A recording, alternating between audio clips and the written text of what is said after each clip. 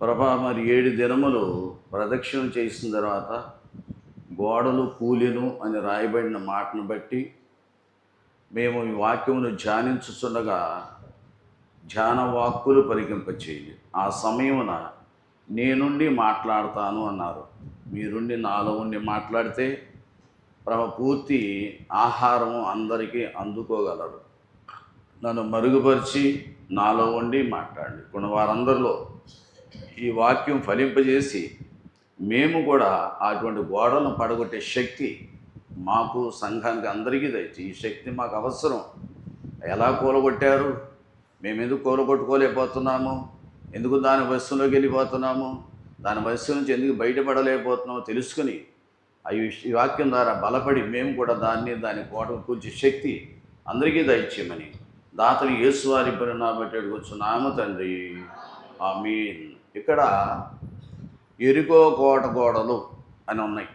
అంటే రాజుగారి కోట అన్నమాట. పైన ఎత్తైన ప్రాంతంలో ఉండేది. చల్లపల్లి కోట ఎవరైనా చూసారా? చల్లపల్లి దిగగానే, బస్ స్టాండ్లో దిగగానే పెద్ద రాజకోట కనపడదు. అది ఇద్దరు మనుషులు నడిచేంత గోడ అది. ఎరికో కోట గోడలు అంటే ఒక రథము వెళ్ళేంత గోడ కట్టేవారు అన్నమాట. చుట్టూరు కోట. ఆ గోడ దాటి లోపలికి ఎవరు కూడా ప్రవేశించలేరు. అంత దుర్భేద్యమైన కోట అన్నమాట. దాన్ని పడగొట్టాలంటే కూడా చాలా కష్టం. అటువంటి కోట మీదకి ఈ ఎరికో పట్టణం, అదే ఆ పట్టణం పేరు ఏంటంటే ఎరికో పట్టణం అన్నమాట. మరి ఆ కోటలోకి వెళ్ళకోకుండా యుద్ధం చేయాలి. ఇప్పుడు ఎవరు? దేవుని పిల్లలైన ఇజ్రాయెల్ జనాంగం 30 లక్షల మంది వస్తున్నారు. అంటే 30 లక్షల మంది అంటే 18 సంవత్సరాలు పైన పడిన వాళ్ళు లెక్క పెట్టమన్నాడు దేవుడు. ఇప్పుడు ఎలక్షన్ కూడా ఎంత వయసు? అలాగే 18 సంవత్సరాలు దాటిన వారిని లెక్క పెట్టమన్నాడు దేవుడు. అట్లా లెక్క పెడితే 30 లక్షల మంది. మరి 18 సంవత్సరాల లోపల ఉంటారుగా, వాళ్ళు ఉంటారు. చూసుకుంటే దగ్గర 50 లక్షల మంది ఉంటారు. ఈ జనమంతా నడిచి వస్తుంటే ఆ ఎరుకో పట్టణాన్ని ధ్వంసం చేయాలి. ఇప్పుడు ఎలా? దేవుడు అంటున్నాడు, యుద్ధం చేయొద్దు, ఆయుధాలు వద్దు, పలుగులు వద్దు, పార్లు వద్దు, ఏమొద్దు, మీరు ఒకటే పని చేయండి అన్నాడు. ఏంటంటే యాజకులైన వారు యెహోషువ పెందలగడే లేచాడంట. ఉదయమనే లేచాడు అక్కడ. పెందలగడ లేచి మరైన వారు సిద్ధపరిచాడు. మందసాన్ని తీసుకున్నమాట. మందసం అంటే చాలాసార్లు చూపించాను మీకు. ఇదిగో మందసం అంటే ఇది. ఈ మందసాన్ని తీసుకున్నారు. ఈ పక్కన ఈ కర్రలు బారుగా ఉంటాయి అన్నమాట. అప్పుడప్పుడు పాత గుళ్ళు అప్పుడు తీసుకెళ్తారు. ఇప్పుడు చూసేవాళ్ళు, దేవుడు మోసుకుంటూ వెళ్ళేవారు. ఇప్పుడు మనం ఇది మోసుకెళ్ళటం అంటే ఇప్పుడు లేదు, ఈ సిస్టం లేదు. ఇప్పుడు ఈ కర్ర ఇటు బారుగా ఉంటుంది, ఈ కర్ర ఇటు బాగుంది. మందసం అంటే దీంట్లో ఉంటాడు దేవుడు అనమాట. అట్లా మోసుకుంటూ వెళ్ళేవారు అనమాట. ఈ లోపల ఏముంటుంది? 10 ఆజ్ఞల పలక ఉంటుంది. అహరోను కర్ర చిగిరిస్తూ ఉంటుంది. 10 ఆజ్ఞలు ఎవరింట్లో ఉంటుందో, ఇంట్లో ఉంటాం కదా, దాని ప్రకారం ఎవరైతే నడుచుకుంటారో ఆ కర్ర ఎప్పుడూ చిగిరిస్తుంది. వేళ్ళు ఉండక్కర్లేదు దానికి. నేను అంత గొప్పవాడిని చూపిస్తున్నాడు. మీరు మంచిగా నడుచుకోండి, కర్రనైనా బాదంకాయలు వస్తాయి, చిగురు వస్తుంది అంటున్నాడు. చూసారా? ఆ తర్వాత మన్నా ఉంది. ఆహారం 40 సంవత్సరాలు పెట్టాను, మీకు కూడా భోజనం పెడతాను ఎప్పుడు కావాలంటే అప్పుడు. అయితే నా మాట వినాల్సమా? నాకు వ్యతిరేకంగా నడుచు. ఈ మందస్సు ఉంది. ఇప్పుడు ఈ మందస్సుతో పని లేదు. హృదయమే ఒక మందస్సం. ఈ మందస్సంలో ఎప్పుడు 10 ఆజ్ఞలు ఉండాలి. గుర్తున్నాయా 10 ఆజ్ఞలు? చూడకుండా చెప్పేయగలరా? చూడకుండా చెప్పారంటే మీకు మందస్సు ఉన్నట్టే. లోపల మన్నా ఉంటుంది, చిగురిస్తూ ఉంటారు. 10 ఆజ్ఞలు ఎప్పుడైతే ఉన్నాయో ఈ మందసాన్ని యాజకులు మోసుకుంటూ వెళ్తున్నారంట. ముందు 7 యాజకులు బోర్రలు ఊదుకుంటూ వెళ్తున్నారంట. బోర్రలు ఉంటాయి, అప్పుడు పెద్ద బోర్రలు ఉంటాయి. మా చిన్నప్పుడు చెట్టు మీదకి వెళ్ళి చేసేవాళ్ళు అన్నమాట. చెట్టు మీదకి వెళ్ళి బోర్రలు ఊదేవాళ్ళు అన్నమాట. ఆ బోర్రలు 7 పట్టుకొని ముందు నడుచుకుంటూ వెళ్తున్నారు. ఇంకా ముందు యోధులు ఉన్నారు. వారికి ముందు ఎవరున్నారంటే మహాబలమైన యోధులు ఉన్నారు. యోధుల వెనకాల యాజకులు బోర్రలు ఊతున్నారు. యాజకులు వెనకాల దీన్ని మందసాన్ని మోసుకుంటూ వెళ్తున్నారు. దీని వెనకాల ఇజ్రాయెల్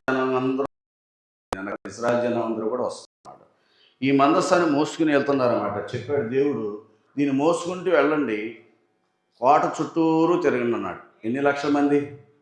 30 లక్షల మంది బోర ఊదుకుంటూ వెళ్తారన్నమాట. కోట చుట్టూరు తిరగాలి.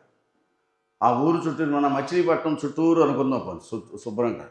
చుట్టూరు అంటే చాలా టైం పడుతుంది కదా. 30 లక్షల మంది అంటే ఈ చివరోడు ఆ చివరోడు తాగుతూనే ఉంటాడు. ఈ 1,00,000 మంది బయలుదేరి చుట్టూ బోర్లు ఊదుకుంటూ వెళ్తున్నారు. ఒకరోజు అయిపోయింది. మళ్ళీ రెండో రోజు పెందలగడ మళ్ళీ మొదలెట్టారు అదే ప్రకారం. మూడో రోజున అదే ప్రకారం మొదలు, నాలుగో రోజున, ఐదో రోజున, ఆరో రోజు వచ్చింది. అయిన తర్వాత ఏడో రోజున అంటాడు దేవుడు, 7 సార్లు మొదలు పెట్టన్నాడు. ఏడో రోజున ఒక్కరోజునే 7 సార్లు తిరగమన్నాడు. అయితే ఇప్పుడు కేకలు వేయండి అంటున్నాడు యెహోషువ గారు చెప్తున్నాడు. ఇప్పుడు కేకలు వేయండి. ఆ ఏడో రోజునంట ముందేమో ఉదయమని లేచాడన్నది యెహోషువ. ఇప్పుడు చీకటి ఉండగానే బాగా చీకటిగా ఉంది. మరి 7 సార్లు తిరగాలి కదా. 7 సార్లు బాగా చీకటి ఉండగానే బయలుదేరిస్తాడండి. మొత్తం చుట్టేశారు. ఒక్కరోజులోనే, ఏడో రోజున ఒక్క రోజులోనే 7 సార్లు తిరిగేశారు కోట చుట్టూరు. ఇప్పుడు కేకలు వేయండి.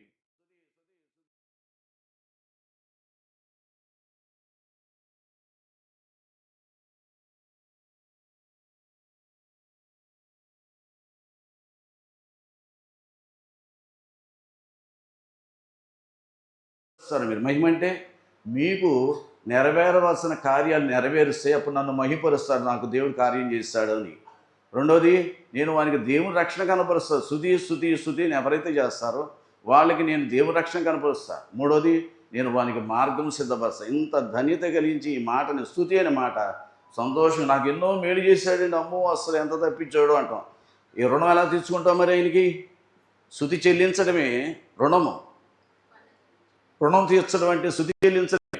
స్తుతి చేయలేము. మరి ఏంటి, మనం ఏ విధంగా కనపరుస్తున్నామండి? చాలా బలహీనత అది. చాలా పని సంతోషంగా నేను 4 ఆలయంలోకి వెళ్ళి అంటే 4 ఆలయం గట్టిగానే అరుస్తాను. మరి మీకు ఎందుకు రుసూరమంటే చేస్తారు ఏంటో, మరి మాకేం జరగలేదు అన్నట్టుగా చేస్తారు.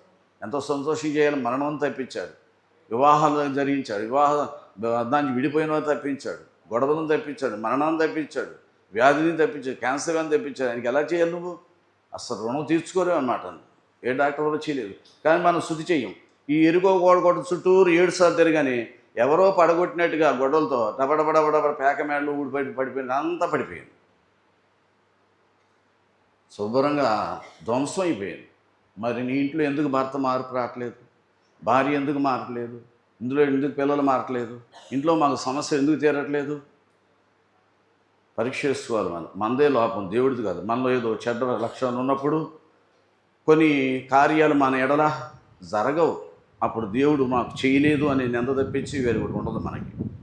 కాబట్టి దయచేసి ఇక్కడ ఏం చేయాలంటే మనం అందరం కూడా గమనించాల్సిన, బోరలు ఊత్తు 7 దినాలు ఎలా తిరిగారు. మీరు కూడా అప్పుడప్పుడు 7 శుక్రవారాలు వస్తానండి అనుకుంటారు, 7 సోమవారం తోటకెళ్తాను అనుకుంటారు, 7 బుధవారాలు వస్తున్నారు, ఇప్పుడు ఉలిపాలు వస్తున్నారు చాలామంది బంద నుంచి. అలా 7 7 7 7 అనేది చాలా ప్రాముఖ్యమైనదన్నమాట. మరి పాపగారు ఉండేవారు, ఆవిడ బుధవారం నాడు నాకు భోజనం పెట్టమని చెప్పారట. నాకు కుదరదండి, అక్కడ సాయంత్రం దాకా అక్కడే ఉంటాను అంటే, బుధవారమే చెప్పారా అంటే, అవును బుధవారమే చెప్పారు. అక్కడ పంపించేవారు వారు. అలాగే ఇంకో ఆవిడ కూడా బుధవారం అక్కడికి వెళ్ళమని చూపించారు. కాబట్టి ఇలా మనము మన సమస్య పరిష్కారం కానప్పుడు 7 శుక్రవారాలు 7 తోట అని మాట మనం ఉపయోగిస్తూ ఉంటామనంటే దీనికోసమే. మరి ఎన్నిసార్లు మునిగాడు నీటిలో? ఏం పోయింది? పుష్పవ్యాధి పోయింది. మేఘం రావడానికి 7 సార్లు మోకరించి ప్రార్థన చేశాడు. ఆయన మోకరించి ప్రార్థన చేశాడు. కాబట్టి ఇలా 7 అనేది చాలా ప్రాముఖ్యమైన మాటగా మనకి ఇక్కడ కనపడుతుంది. విశ్వాసం ఉండాలి, ప్రార్థన ఉండాలండి. విశ్వాసం, ఏ ఆయుధం అక్కర్లేదు మనకి. మనం పోట్లాడికి లేదప్పుడు ఏమైనా ఆయుధం తీసుకెళ్ళమన్నాడా? వద్దు, ఆయనకి ఇష్టం లేదు అసలు. ఆయుధాలు వద్దు, మాటల ద్వారానే కానీ ఆయుధాలు మీకు వద్దు అని అంటాడు. అందుకే మనం గొర్రెలు అయ్యామన్నమాట. మనం దేవుని దృష్టిలో ఎటువంటి వారం అయ్యామంటే మనము గొర్రెలేము అనే మాట ఉపయోగించాడు. కాబట్టి ఇక్కడ మనం చూస్తుంటే మరి అంత గొప్ప మహాపట్నాన్ని మరి జయించిన వారు ఆ ఊరు దాటిన తర్వాత హాయి అనే ఊరు ఉంది. ఏం ఊరు అది? హాయిగా ఉన్నామంటాం చూడు, హాయి అనే ఊరు. ఆ పట్టణం మీదకి యుద్ధానికి వెళ్ళారు. మళ్ళా అది కూడా జయించాలి. ఆ పట్టణానికి వెళ్ళటానికి యెహోషువ చెప్తాడు కదా, మీరు వెళ్ళి ఆ ఊర్లో ఎంతమంది ఉన్నారు, బలవంతులా కాదా, మనం యుద్ధం చేసి జయించగలమా లేదా, ఆ యుద్ధంలో మనం జయించాలంటే ఎంతమంది వెళ్ళాలి, లెక్క పెట్టి శుభ్రంగా రండి అన్నాడు. వెళ్ళారు, చూశారు. వాళ్ళు వచ్చేమన్నారు చేశారు. మనం సింపుల్గా ఒక 3000 2000 మంది వెళ్తే సార్ ఆ ఊరంతా ఓడిపోద్ది. అది పురం అంటే ఒక గ్రామం వేసుకోండి, ఒక ఉలిపాలెం గ్రామం లేకపోతే కరగ్రహారం గ్రామం వేసుకోండి. అటువంటి గ్రామం మీదకి వాళ్ళ ఉష్షు ఎగిరిపోతారు. పెద్ద ఎరుకో పట్టణమే కూలిపోయినప్పుడు వాళ్ళెంత అని చెప్పేసి యుద్ధానికి బయలుదేరి వెళ్ళిపోయాడు. యెహోషువ గారు కూడా ఓకే వెళ్ళండి అన్నాడు. 3000 మంది వెళ్ళారు. యుద్ధం చేసేటప్పటికి హాయి గ్రామస్తులు తరిమి కొట్టారండి, పారిపోయిస్తారు. 36 మంది చచ్చిపోయారు.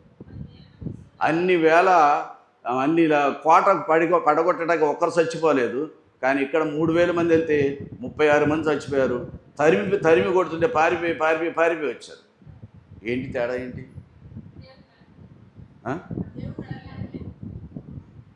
ఏంటి తేడా ఏంటి చూసారా? పాపము అడగనందకన్నా ముందు పాపం ప్రవేశించేసింది ఆ ఇశ్రాయేలు జనాంగంలో. దేవుడు ఏం చెప్పాడు? ఆ యెరికో పట్టణం పడగొట్టిన తర్వాత అక్కడ మీకు బంగారం కనపడుతుంది. చచ్చిపోయిన వాడు మెల్ల ఏముంటుంది?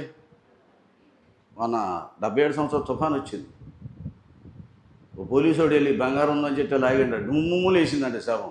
వాడు వెనక పడిపోయాడు. బంగారం కదా అని అక్కడ మేము వెళ్ళి చూసాడు. 77 సంవత్సరాలు వెళ్ళి చూస్తుండే అన్ని శవాలు గుట్లు అనమాట. అప్పుడు మద్రాసు ఇచ్చానమాట. మద్రాసులో ఉన్నాను. వచ్చేటప్పటికి వెళ్ళాము, అందరం వెళ్తుంటే మేము కూడా వెళ్ళామన్నమాట. వెళ్ళి చూస్తే ఆడు పడిపోయి ఉన్నాడు వెనకట. ఈ బీసుకుపోయింది కదా, నీటితో బీసుకుపోయిందేమో, బంగారం వచ్చేది లాగానే బస్మని ఆ నీరంతా ప్రవహించేటప్పుడు లేచి కూర్చుంది శవం. అమ్మ చచ్చిపోయింది బతికినట్టుందని పడిపోయాడు వెనక పడి. అట్లా సంగతి మనకి ఎందుకు వచ్చిన శవం మీద డబ్బులు చెప్పండి. శవం మీద డబ్బులు కావాలి, శవం మీద బంగారం కావాలి. ఈ డబ్బులతోనే చచ్చిపోతాడు. వెనకాల వచ్చేస్తాడు రాత్రికి నా బంగారం అన్నమాట. కాబట్టి ఇలా పాపపు సొమ్ము తీసుకోవద్దు అన్నాడు దేవుడు. ఆ పాపపు సొమ్ము, ఆ శాపపు సొమ్ము మీరు తెచ్చుకోవద్దు. బంగారం తెచ్చుకోవద్దు, వెండి తెచ్చుకోవద్దు, మంచి షేనారు దుప్పట్లు, మంచి కాస్ట్లీ వస్త్రాలు ఉంటాయి, అవి ఏమీ ఆశించొద్దు అన్నాడు. ఎంతమందికి చెప్పాడు? 30 లక్షల మంది చెప్పాడు. ఓకే అన్నారు. నాకు మనసు లాగేస్తుంది బంగారం మీద. అమ్మో ఇంత బంగారం ఉంది, ఎవడు లేడుగా, అందరి ముందు వెళ్ళిపోతున్నారు, నేను ఒక్కడిని వెనకాల ఉన్నాను. బంగారం దాచాడు, వెండి దాచాడు, మంచి బట్టలు సంచులు దోశాడు, ఇంటికి వెళ్ళిపోయాడు. ఎంత మీద అది అనగా ఏమి ఎరగినట్టు వెళ్ళిపోయి ఒక చోట దాచేసాడు దాన్ని. ఎవరు చూస్తున్నారు? నేను చూడను, నువ్వు చూడవు. చేసినోడికి తెలియాలి, దేవుడికి తెలియాలి. కాబట్టి ఆయన కంపల్సరీగా, ఆయన సూర్యుడు, నీతి సూర్యుడు, ప్రపంచం అంతా ఎలా కిరణాలు పడతాయో నన్ను కూడా, నీ వాడే మాట, నువ్వు చేసే పనులు, దొంగతనము అన్నీ నీ వాడే ప్రతి మాట కూడా ఆయన దగ్గరికి రిపోర్ట్ వెళ్ళిపోతాడు. అది గమనించలేదు అతను. దేవుని శక్తిని ఎరిగిన వారు అట్లాగే మాట్లాడుకుంటుంటారు. దేవుని యొక్క శక్తి ఏంటో ఎరిగిన వారు దుర్భాషలాటకి ప్రయత్నం చేయరు, భయపడుతూ ఉంటారు ఏం చేస్తాడో చెప్పేసి. ఈ ఒక్కడు మాత్రం అటువంటి చేసి దాచాడు. అప్పుడు యెహోషువ యుద్ధంలో ఓడిపోయారు నా వారందరూ, నాకు సిగ్గేస్తుంది, అంతమందిని జయించామేమో అని బట్టలు చించేసుకుని మోకరించి తల నేల మీద పెట్టేసి బోరు ఏడుస్తున్నాడు. ఎవరు? నాయకుడు, ఇశ్రాయేలు జనాంగం నాయకుడు ఏడుస్తున్నమాట. ఏడ్చి మొరపెడుతున్నప్పుడు దేవుడు చూస్తున్నాడు. యెహోషువతో అంటున్నాడు, యెహోషువ తల లేపు, నేల మించి నిలబడు, నేను చెప్తున్న మాట విని జాగ్రత్తగా. ఏదైతే తెచ్చుకోవద్దన్నానో ఆ వస్త్రాలు బంగారం తెచ్చుకున్నాడు ఒకడు, వాడు దొరికితే కానీ ఇదంతా కూడా ఆగదు. పాపం ఇప్పుడు ఏమవ్వాలి? పరిహారం అవ్వాలి. ఆ దినాన పాపం పోవాలంటే మనిషిని చంపేయాలి. ఈ దినాన్ని చంపడం కుదరదు, పాపాన్ని చంపేయాలి. పాపాన్ని చంపిన ఆయన వచ్చాడు కాబట్టి ఆయన ఆశ్రయిస్తే నీలో ఉన్న నాలో ఉన్న పాపం చంపేసి నేను మంచి మార్గం నడిపిస్తాడు. ఆనాడు పాపం చేస్తున్నాడంటే కుటుంబంతో సహా చంపేయాలి. పన్నుకు పన్ను, కంటికి కన్ను, కాలు ఎరుకొట్టాడు, కాలు తీసేయాలి, తల తీసాడు, తల తీసేయాలి. అప్పుడు ఆ రూలు అంతే, పాత నిబంధనలో తండ్రి యొక్క కాలంలో. మరి అటువంటి సమయంలో మరి ఎవరో నాకు తెలియదు కదా అంటే, పిలువు, ఇశ్రాయేలు జనాంగాన్ని పిలుచు రమ్మని చెప్పు, అందరూ కూర్చోబెట్టు, అన్ని గోత్రాలను పిలిపించు, గోత్రంలో కులాలు ఉంటారు, వాళ్ళందరినీ చేర్చుకు, అందరూ పిలువు. ఎవరైనా తప్పు చేశారా అని అడిగాడు. దొంగడు చెప్తాడు, నేను దొంగతనం చేశానని. ఏమన్నాడు? దొంగడు కూడా అట్లా కూర్చున్నాడు. ప్రభు చెప్తున్నాడు, ఆకాను వాడు చేశాడు. చూసారా, అన్ని లక్షల మందిలో ఎవరు ఏం చేస్తున్నారో, నువ్వు ఏం మాటలు మాట్లాడుతున్నావు అని ధైర్యంగా మనం ఎరిగి ధైర్యం తెచ్చుకుని ఉండాలి, మరి భయపడుతూ ఉండాలి. కాబట్టి మరి కాకాన్ తోటలో అన్ని వేల మందిలో ఒక అమ్మాయి బోడిది, నేను చెప్పకపోతే సాక్ష్యం ఏమైపోయింది, నా గురించి ఏమైనా వింటాడా పెడతాడా అని సాక్ష్యం చెప్పడం మానేసింది. పోయిన జబ్బు మళ్ళీ తిరిగి వచ్చేసింది. తిరిగి వచ్చి ఇదివరకు ₹1,00,000 అయితే ఇప్పుడు 5,00,000కి వచ్చాయి అన్నమాట. దురదంతా వదిలిపోయింది. సాక్ష్యం చెప్పనందువల్ల. ఎంతమందిలో నా ప్రార్థన ఆ, అంటే ఆవిడ దృష్టిలో ఏంటి దేవుడు ఏట్లో గోంగూర ఎంతమందిలో ఏం చూస్తాడు. సూర్యుడు ఒక్కడే, కిరణాలు ప్రపంచం అంతా వెళ్తున్నాయి. నీ మీద పడుతుంది, నా మీద పడుతుంది. ఆయన చూపు అంతే, ఆయన చూపు అంతే. నిన్ను నన్ను చూస్తున్నాడు. ఏం చేస్తున్నావు చూస్తున్నాడు. మంచి చేస్తున్నాడా, చెడు చేస్తున్నాడా, అన్నీ వింటాడు, అన్నీ చూస్తాడు. తీర్పు తీరుస్తాడు. తర్వాత తీర్పు ఉంది. మనం ఏదైనా మరి చంపేస్తే తీర్పు లేదా, కొడితే తీర్పు లేదా, పోలీస్ స్టేషన్లో తీర్పు లేదా. ఇంకా ఆ తీర్పులో ఏం చెప్తాడు, జైలు పడేయండి 6 సంవత్సరాలు అంటాడు. రేపు రాకడలో కూడా ఉంది. రేపు శిక్ష ఉంది మనకి. తప్పు చేసిన వాళ్ళందరూ కూడా పాతాళం పడేస్తాడు. ఒప్పుకోకపోతే అక్కడే, ఒప్పుకుంటే చేర్చుకుంటాడు. కాబట్టి ఇవన్నీ ఎరగాలి. ఇక్కడ రూల్ ఎలా ఉందో పరలోకం కూడా, పాతాళం అనే లోకం కూడా ఉంది. మనకు రూల్స్ ఉన్నాయి. ఇక్కడ ఏదో ఉందలే అనుకోకూడదు. కాబట్టి ఇక్కడ మరి ఒక జైల్లోకి వెళ్ళిపోయాడు, మరణశిక్ష విధించారనుకోండి. నేను ఊళ్ళో వాళ్ళందరికీ సంతర్పణ పెడతాను, నన్ను విడిచిపెట్టేయండి ఎస్ఐ గారంటూ విడిచిపెడతాడా? మరి భోజనం పెట్టేస్తే బయటకు వచ్చేస్తామా? బట్టలు దానం చేస్తే బయటకు వచ్చేస్తామా? ఎన్ని దానాలు చేసినా నువ్వు పోగొట్టుకోవాల్సింది ఏంటంటే పాపం. నీలో ఉన్న పాపాన్ని పోగొట్టుకోకపోతే అంతే. పాపం ఆయనలో వాళ్ళలో ఉన్నందువలన ఇజ్రాయెల్ జనాంగం అంతా ఒక కుటుంబం. ఆ కుటుంబంలో వాడు ఒకటి చేసేటప్పటికి ఆ మొత్తం ఇజ్రాయెల్ జనాంగాన్ని అందరూ కూడా ఏమొచ్చేసిందంటే ఓటమి వచ్చేసింది. ఇప్పుడు అలా కాదు. ఇప్పుడు నీ కుటుంబం ఒక కుటుంబం. నీలో ఒకడు పాపం చేస్తే నీ ఇంటికి తగులుకుంటుంది, నా ఇంటికి తగులుకుంటుంది. ఒక్కడే కాదు, ఆ ఇంట్లో ఎంతమంది ఉన్నారో. ఇప్పుడు ఆ ఎరికో పట్టణంలో సొమ్ము తెచ్చుకున్న ఈ ఆకాను అనేవాడు భార్య, పిల్లలు అందరి రాళ్ళతో కొట్టి చంపేశారు. అప్పుడు పాపము పరిహారం అయింది. కాబట్టి ఇప్పుడు పాపాన్ని నువ్వు చంపాలంటే యేసుక్రీస్తు దగ్గరికి రావాలి. ఆయన చంపేశాడు, తోక మాత్రమే కదులుతుంది. చంపేసిన ఆయన దగ్గరికి వస్తే ఆయన సహాయం చేస్తాడు. నేను చంపలేకపోతున్నాను, ఆ పాపాన్ని, నాలో ఉన్న భయంకర పాపం ఉంది, అది నా శరీరాన్ని, నా ఇంటిని అంతా పాడు చేస్తుంది, దాన్ని చంపి. అప్పుడు ప్రభు చర్య తీసుకుంటాడు. నువ్వు ఎవరి దగ్గరికి వెళ్ళినా ఆ సర్పంచ్ చంపినవాడు ఎవడు కూడా లేడు కాబట్టి, చంపింది నేనే కాబట్టి నా దగ్గరికి రండి అని అంటాడు అన్నమాట. అది ఎరిగి నడుచుకోలేకపోతున్నారు చాలామంది, తెలుసుకుని వస్తున్నారు కొంతమంది, తెలుసుకుని వచ్చిన వాళ్ళు జరిగారు. కాబట్టి హాయి పట్టణం విషయంలో ఎప్పుడైతే అపజయం వచ్చిందో, ఎందుకు వచ్చిందంటే వాళ్ళలో చిన్న గర్వం వచ్చింది. ఏంటి, ఆ పెద్ద పట్టణాన్ని జయించినప్పుడు చిన్నది గోంగూర అని వెళ్ళారు. గోంగూర లేదు, గీంగూర లేదు, అక్కడ ఓడిపోయారు. సరే చిన్న పట్టణమే కదా, ఎరుగో పట్టణమే జయించాం కదా, ఈ బుడ్డదెంత అనుకున్నారు. బుడ్డదైనా పెద్దదైనా ఎవరి దగ్గరికి వెళ్ళాలంటే, ప్రభా నా పాపను క్షమించు. అందుకే 50 90 చదవండి అంటే కొందరు అమ్మలో కొందరు అయ్యలు చదవరు. వాడు పాపం పూర్తిగా ఎప్పుడు పరిహారం అయిపోయింది. పరిహారం అయితే ఎందుకు మీ ఇంట్లో సమస్యలు పరిష్కారం అవ్వట్లేదు? ఎందుకు ఆ యొక్క బలహీనతలు పోవట్లేదు? భర్తలో పోవో, భార్యలో పోవో, పిల్లల్లో పోవో. కారణం ఏంటి అని తెలుసుకున్నానే చేయాలి కదా. దేవుడు ఎడతగిన ప్రార్థన చేయలేదా? నిత్యమో ప్రార్థన చేయలేదా? ఉదయం 4 గంటలకు వెళ్ళి కొండకెళ్ళి ప్రార్థన చేయలేదా? నువ్వు చిన్న ప్రార్థన చేస్తే కొండలన్నీ బదులైపోతాయా? నీ భ్రమ, నీ యొక్క అజ్ఞానం. మనం ఏం చేయలేము. ప్రభు వెళ్ళినప్పుడు, సృష్టికర్త వెళ్ళినప్పుడు నువ్వు చేయటం వచ్చింది ప్రార్థన అక్కర్లేదంటాడు ఒకడు. వాక్యం ఒకటి చదువుకుంటే సరిపోద్దంట. వాక్యం చదువుకుంటే దాని దగ్గరికి వాక్యం చదవగానే పారిపోతుంది. శక్తి ఉండాలి, బలం ఉండాలి, లేకపోతే వెళ్ళదు. చిన్న కనపడని గర్వం నీలోనే ఉంది, నాలోనే ఉంది. ఆ గర్వం పోకపోతే ఇటువంటి నష్టాలు మన జీవితంలో జరుగుతుంటాయి. అక్కడ ఏమి లేదు, మళ్ళా మందస్సం లేదు, జయం రాలేదు. అలాగే శత్రుబలాన్ని వాళ్ళు ఏం చేశారు? తక్కువ అంచనా వేస్తారు. శత్రువుని ఎప్పుడు తక్కువ అంచనా ఇవ్వకూడదు. దెయ్యం వచ్చిందంటే నేను తక్కువ అంచనాతో వెళ్ళను, బలమైన అంచనాతో వెళ్తాను. ముందు ప్రార్థన చేసుకుంటూ వెళ్ళిపోతా, బంధింపురాలు చేసుకుంటూ వెళ్తాను. ఇప్పుడు మీరు ఇక్కడ బంధిస్తే నేను అక్కడ బంధిస్తాను కూడా, దాన్ని బంధించదు. పెద్ద భయంకరమైన దెయ్యం అంట. అది భయంకరమైన దెయ్యం. రాత్రి 11 గంటలకు వెళ్ళాల్సి వచ్చింది ఆ ఊరు. వాడు సైన్యములకు అధిపతి యెహోవా యెషయా ఆరోగ్యం చదువుతుంటే పట్ పట్ పట్టిన పళ్ళు నూరుతున్నాడు. వాడు ఆ అన్నం ఇటు పిసికేశాడు. నాకు అర్థమైపోయింది, ముందు అలర్ట్ అయిపోయాను అనమాట. వాడు లేచేటప్పుడు నేనే వాడిని అన్నంలో కుక్కి పారేస్తాను. అప్పుడు డామ్ డామ్ డామ్ 3 గుద్దులు వేస్తే అప్పుడు వాడు రంకి వేస్తున్నాడు అనమాట. అప్పుడు ఎక్కడి నుంచి వచ్చాడు, ఎలా వచ్చాడు అని చెప్పుకుంటూ వచ్చాడు. చూస్తారా, శత్రువుని ఎప్పుడు కూడా ఒక పాస్టర్ గారు కళ్ళు మూసుకుని ప్రార్థన చేస్తున్నాడంట.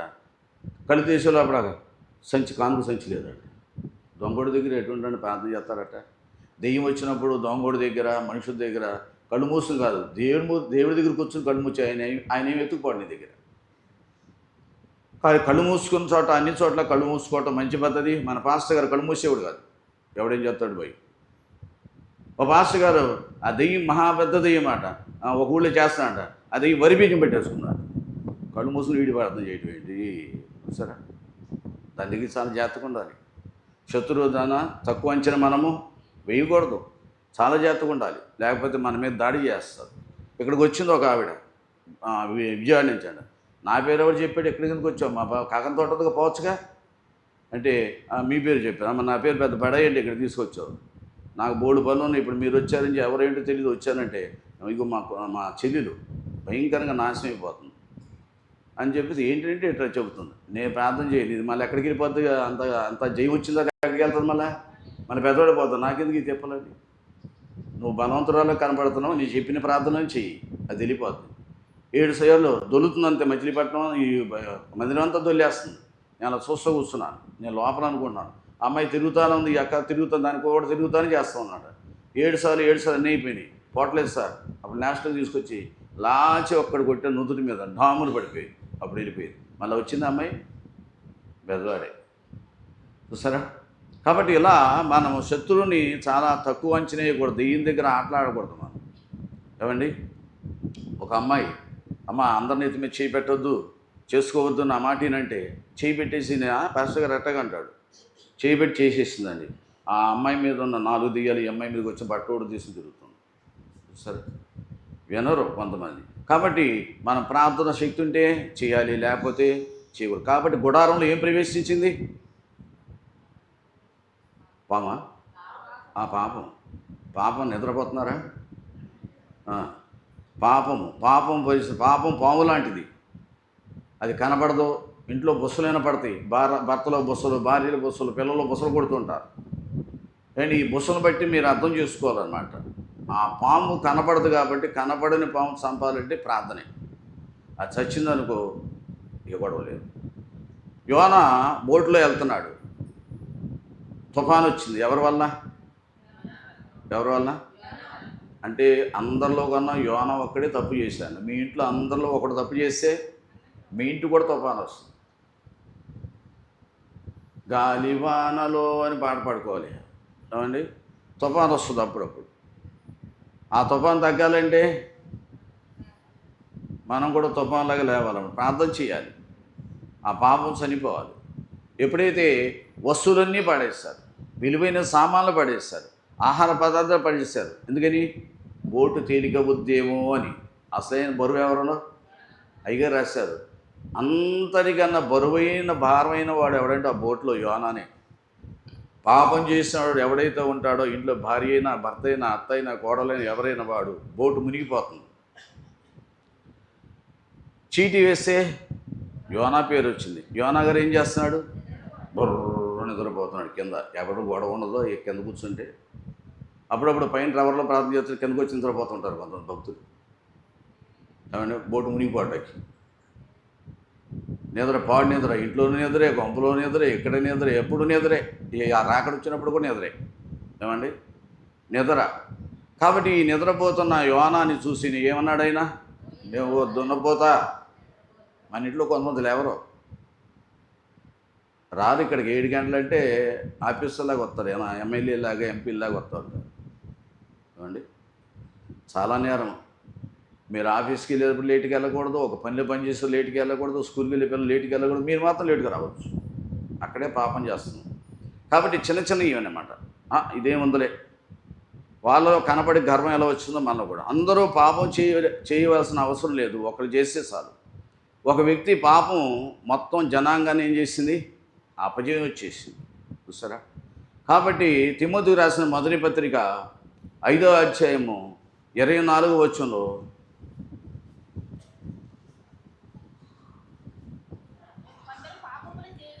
కొందరి పాపములు అంటే ఇక్కడున్న వారిలో పోల్చుకుందాం, నేనైనా మీరైనా, కొందరి పాపములు తేటగా బయటపడుతున్నాయి అంట. అవి న్యాయపు తీర్పు తీసుకుని పాపం ఎక్కడ తీసుకెళ్తుంది? జడ్జి గారి దగ్గర తీసుకెళ్తుంది. జడ్జి ఎవరు? యేసుప్రభు వారు. ఆయన దగ్గరికి వెళ్ళాల్సింది.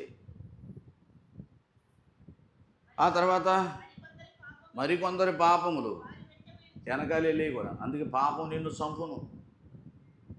ముందు ముందు పాపం చేయగానే సావడం మానవుడు. దేవుడు దయామయుడు. ఏమండి, చంపినా చంపడు దేవుడు. అప్పుడైతే చంపేసేవాడు పాత నిబంధన. ప్రభు వచ్చిన తర్వాత క్రియ ఆగిపోయింది. చంపినా తనినా గుద్దినా చావడు. అయితే ఎప్పుడో చివరి దశలో మాత్రం ఎండింగ్ సమాధి. వాడు చివరి చచ్చిపోతాడు. వాడు భయంకర వ్యాధితో, భయంకర కీడుతో, భయంకర నష్టాలతో చచ్చిపోతారు. కుటుంబంతో స్మాష్ అయిపోతూ ఉంటుంది అన్నమాట. ఎన్ని చూశాను, ఇప్పుడు 40 సంవత్సరాలు చూస్తున్నాను, బోల్డ్ మందిని చూశారన్నమాట. కాబట్టి మనము జాగ్రత్తగా ఉండాలి. ఎరుగోని జయించిన తర్వాత ఇశ్రాయేలీయులు ప్రభుని స్తుతించలేదు. మీకు నెరవేరిన తర్వాత ఏం చేయాలి? దేవా ఎంత మేలు చేసావయ్యా, ఇల్లు కడతాను అనుకోలేదు నేను అంటున్నాడు ఒక ఆయన. కడతాను అనుకోలేదు, కట్టేసి ధన్యత ఇచ్చావు అని వేల స్తుతులు అంటున్నాడు. కాబట్టి కొందరు పాపములేమో తీర్పుకు ముందుగా వెళుతున్నాయి, మనిషికి ముందుగా నడుస్తున్నాయి. కొందరు పాపాలు వెనకాల వస్తున్నాయి. సంఖ్యాకాండం 32:23 చూద్దాం. మీ పాపము మిమ్మల్ని పట్టుకొనును. ఆ వెధర వెళ్తుంటే మన పట్టుకోదు, వెధరాలు మన పట్టుకోదు. వెధర వెళ్తే ఎదురు పాడు ఆలోచనలు పాడు అవుతారు. అవి కంగారుపై పారిపోతుంది పాపం. వెధరాలు నిన్ను చంపుద్దా? నీ పాపం నిన్ను చంపును. నువ్వు చేసే ఎదవ పనులు నిన్ను చస్తావు, నీ కుటుంబంలో చచ్చిపోతారు. మరణకరమైన పాపం ఉంది, మరణకరం లేని పాపాలు ఉన్నాయి. ఇందాక చదివారు, పరిశుద్ధాత్మని కానీ చదువుతున్న రోమీ రాసిన ప్రతి 1వ అధ్యాయంలో చదివారు కదా. ఆ పాపం వలన మరణం వస్తుందని చదివారు ఇందాక. మరి మీరు ఏదో చదువుతుంటే ఎంత కూర్చున్నారేమో తెలియదు కానీ 1:23 చదివారు కదా, 28లో.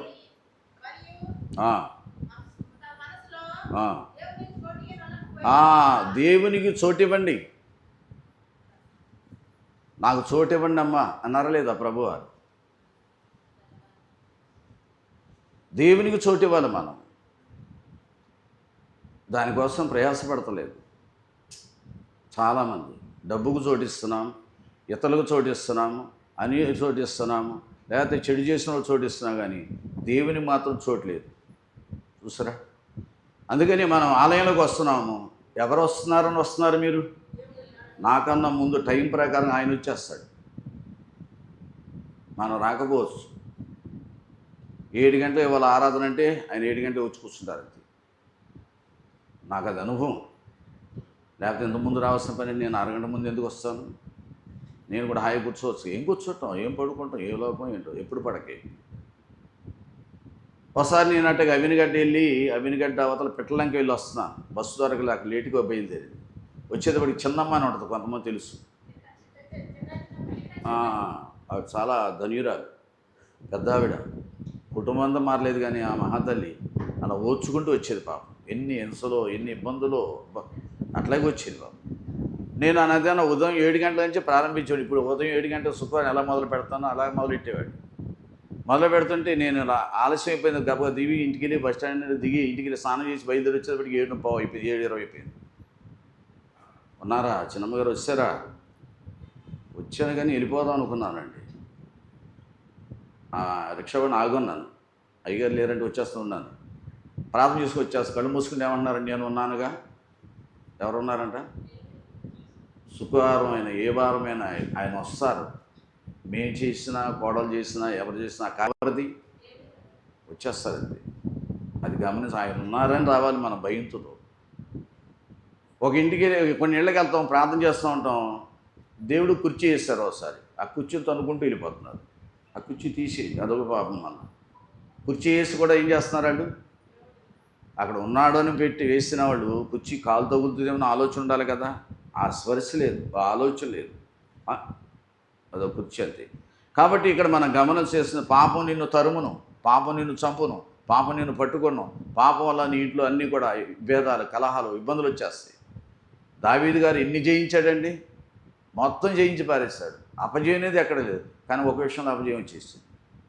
ఒక అమ్మాయి విషయంలో జరిగిన కార్యాన్ని బట్టి, భర్త విషయంలో చేసిన పనిని బట్టి, నీ ఇంటిలో ఏమవుతాయి అన్నాడంట? యుద్ధములో ప్రారంభమవును. మన ఇంట్లో యుద్ధాలు ఎందుకు వస్తున్నాయి? అది గమనించుకోవాలి. చిన్న పాపం అయినా సరే పెద్ద గారితోనే చంపాలి. అది కష్టం. అందుకని పాపక్షమాపణ నిమిత్తం 51, 91 చదువుకోండి అంటుంటే కొంతమంది నిర్లక్ష్యంగా ఉన్నారు. కుటుంబంలో ఇంకా మార్పు జరగని వారు ఉన్నారు. మనం ఏం చేయలేం. డాక్టర్ గారు మందు రాసిస్తాడు, వేసుకోవాల్సింది ఎవరు? డాక్టర్ గారు వచ్చి నోట్లో వేయడు. డాక్టర్ గారు వచ్చి నోట్లో వేయడు. మీరు వేసుకుంటే బతుకుతారు, లేదా పోతారు. అవండి. కాబట్టి చెప్పిన పని చేయాలన్నమాట. అట్లాగే మత్తయి సువార్తలో 7:7లో ఒక మాట ఉంది. అడుగుడి మీకు అడిగి ఊరుకుంటున్నారు అంతే. అడిగిన దాన్ని ఇచ్చేంత వరకు అప్పు అడగటానికి వెళ్ళారు. రేపు రైలే అంటాడు. ఎంత ఇసుకుంటాడంటే ఒక్కోసారి. అప్పుడే వచ్చావా, అప్పుడే తెల్లారిపోయిందా నీకు, నేను ఇంక లెగలేదయ్యా బాబు అంటాడు. ఏం చేస్తాడు, అన్నీ పడి కూర్చుంటాడు. నా దగ్గర డబ్బు లేదు, దొరకలేదు, 5 రోజుల తర్వాత రా అంటే మళ్ళీ ఏం చేస్తాడు వాడు? మళ్ళీ వెళ్తాడు. ఎప్పుడు రమ్మంటే కుక్కలాగా వెళ్తుంటాడు. ఆ తర్వాత ఆడు కుక్కలా తిరుగుతుంటాడు. వీడెవడు ఎట్టా ఉంది చూసారు నైజం. ఎప్పుడు ఇచ్చావా అంటాడు అంతే. వీడు చచ్చిపోతాడు, ఇచ్చినోడు చచ్చిపోతాడు. అందుకని నేను ఎవరిని నమ్మను రా అంటాడు. మంచోడు కూడా ఏం చేస్తాడు, ఈ ఇచ్చేవాడు అనుమానిస్తాడు అన్నమాట. ఏమండి, స్కూటర్ మీద ఆపాడు ఒకడు, ఎక్కాడు. ఎక్కిన దాకా పెర్రల ఇంజక్షన్ చేశాడు. ఆడు చూడు ఎక్కినాడు, ఆడు మత్తు వచ్చేసి పడిపోయి సెల్ ఫోన్లో డబ్బులు వేసి వెళ్ళిపోయాడు. ఆడు ఇంకెవడైనా ఎక్కించుకుంటాడు మంచోడు కూడా? ఏ పెద్దని ఏ అమ్మాయో ఏ అబ్బాయో నడవలేకపోతున్నారని కూడా వీడు పొడి చేస్తాడు, ఇంజక్షన్ పొడి చేస్తాడు. వీడు కూడా ఎందుకు అనిపించదు. ఒకడు చేసిన పాపానికి అందరి మీదకి వచ్చి పడిపోతుంది. కాబట్టి అడుగుతున్నారు కానీ వెతుకుడి మీకు దొరుకును. అడిగేది ఇచ్చేంత వరకు దేవుని సన్నిధిలో అడగట్లేదు, ఇచ్చేదాకా మొరపెట్టుకోవట్లేదు. ఇంకా దొరకలేదు, ఏం చేయాలంట? తట్టండి, తలుపు తట్టండి. స్నేహితుడి ఇంటికి వెళ్ళి రొట్టెలు అట్లా తట్టాడు, మీరు కూడా తట్టండి. వెధవరాలు మాటికి వెళ్ళిందంట ఎవరి దగ్గరికి? అన్యాయస్తుడైన న్యాయాధిపతి. వాడికి దేవుడు అంటే భయం లేదు. ఎవరు డబ్బులు ఇస్తే పని చేసేస్తాడు. అన్యాయస్తుడైన న్యాయాధిపతి అని ఉంది. అన్యాయస్తుడైన న్యాయాధిపతి ఆవిడ అడిగిన దానికి వెళ్ళి తీర్చాడే. నేను న్యాయస్తుని కదా, మీరు అడిగింది నేను ఇవ్వనా?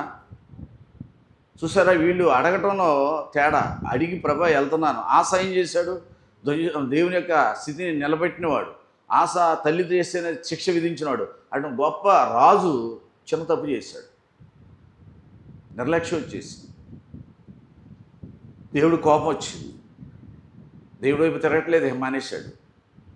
దేవుని తృణీకరించాడు, దేవునికి దురస్తుడైపోయాడు. కాళ్ళలో ఏమొచ్చింది? రణం పెరిగింది, రక్తం కారిపోతుంది. ఎవరి దగ్గరికి వెళ్ళాలి? నేను తప్పు చేశాను, నీ దగ్గరికి వచ్చి వెళ్ళిపోయా, తప్పు చేశాను, నన్ను క్షమించని అడగాల? దేవుడి దగ్గరికి లేదు. గోంగారు అతని మనసు ఏమైపోయింది? కఠినమైపోయింది. ఆ మనసుని ఏం చేస్తాడు దేవుడు? సాతానికి అప్పు చెప్పేస్తున్నాడు. అది రఫ్ ఆడించి పాడేస్తాడు, రోడ్లు వేసి ఉరిపేస్తాడు అంతే. దేవుడు చూస్తాడు, ఊరుకుంటాడు. పోనీలే అని ఆయన ఓర్పు ఉందా? మనకు లేదు ఓర్పు. అంత ఓర్పు కలిగిన ఆయన ఏం చేస్తాడు? దేవుడు వీడికి లాభం లేదు అని సాతానా చూసుకోడు సంగతి. ఓహో భలేవాడు నాకు చెప్పావు, నాకు నేను చూసుకుంటే వెళ్ళాడు సంగతి. ఆయన రఫ్ ఆడించి పారేస్తాడు. కుటుంబం మొత్తం స్మాష్ అయిపోద్ది అన్నమాట. దేవుడితో పరస్కారాలు ఆడకూడదు. దేవుడు అగ్ని, ఆయనతో చాలా జాగ్రత్తగా ఉండాలి. ఎలా పడితే అలా నడుచుకోకూడదు. నేను కూడా నడుచుకోగలను, నేను కూడా ఉప్పుగారం తినవాడినే కదా, నేను కూడా చేయగలను. కానీ నాకు శిక్ష 2 వంతులు ఉంటుంది, మీకు శిక్ష 1 వంతే ఉంటుంది. అందుకు భయపడేది. లేకపోతే నేను కూడా అంటాడు పాస్టర్ గారు, ఏమంటే ఉప్పుగారం తినలేదా మేము అంటున్నాడు అంతే. కాబట్టి ఇక్కడ 3 విషయాలను అడగటం నేర్చుకోవాలి, వెతకటం నేర్చుకోవాలి, తట్టడి. ఈ 3 విషయాలు మనం వీళ్ళు అడగలేదు దేవుణ్ణి. యెహోషువ ఓడిపోయామని ఏడ్చాడు వెళ్ళిపోయి. ఓడిపోవటానికి కారణం ఏంటో దేవుడు చూపించాడు. ఎక్కడికి వెళ్ళినందువలన మోకరించి అడగటం మొదలెట్టాడు. ఎందుకు జరిగింది? నాకు అవమానం తట్టుకోలేను, అంత కోటను జయించిన వాడు ఈడేంట్రా ఓడిపోయాడని చెప్పి మా మీదకి అందరూ వచ్చేస్తారు యుద్ధానికి. ఎంత అవమానం ప్రభా, మేము తట్టుకోలేను, ఏడుస్తున్నాడు అన్నమాట. ఎప్పుడైనా మనం ఇలా చేసామా? పట్టుదలతో దేవుడికి అసాధ్యం ఏమీ లేదు. అడగటమే మనం నేర్చుకోవాలి. నీ బలహీనత తట్టు చూడకు, నా బలము తాటిదిగో. ఆయన బలం చాలా గొప్పది. మనమే బలహీన వైపు చూసి బలహీన పడిపోతుంటాం. మన సభలో మిడతలు వచ్చి పడిపోతున్నాయి. కొంతమంది ఉన్నారు, అదేనా ఎంతంత లాభం ఉన్నాయి, రాళ్ళు పడినట్టు పడిపోతున్నాయి. ఆ వంట ఆయన ఫోన్ చేసి ఆపేయమంటారా వంటలో? ఆగబోయే బాబు ఎంతమంది జనం వచ్చేసారు. అక్కడేమో సభ జరుగుతుంది, నెత్తి మీద డామ్ డామ్ డామ్ను పడి, నా నెత్తి మీద ఒకటి డామ్ను పడేది. ప్రసంగం ఆపేద్దామండి అన్నాడు జానయ్య గారు. అలా కాదండి, చూద్దాం ఆగండి. అయ్యి ఏం చూద్దాం అయ్యా బాబు, అట్ట మీద పడిపోతాడు. ఆయన దశలు పడతారు కదా, డామ్ డామ్లో పడిపోతున్నాయి.